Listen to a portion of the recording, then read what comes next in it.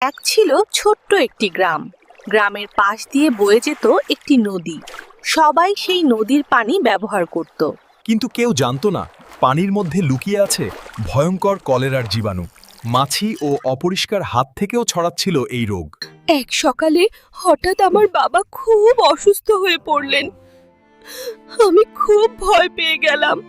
আমি দ্রুত গ্রামের স্বাস্থ্য কেন্দ্রে সাহায্য আনতে দৌড়ে গেলাম।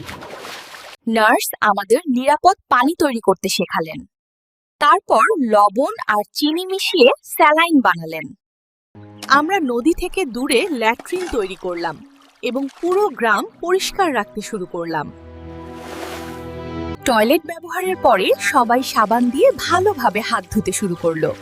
পরিষ্কার হাত আমাদের রোগ থেকে নিরাপদ রাখে। মা নিরাপদ পানি দিয়ে সবজি ও ফল ভালোভাবে ধুয়ে নিলেন। তারপর গরম খাবার রান্না করলেন এবং মাছি থেকে খাবার ঢেকে রাখলেন। ধীরে ধীরে আমাদের গ্রাম সুস্থ হয়ে উঠল। আমরা সবাই মিলে কলেরাকে হারিয়ে দিলাম।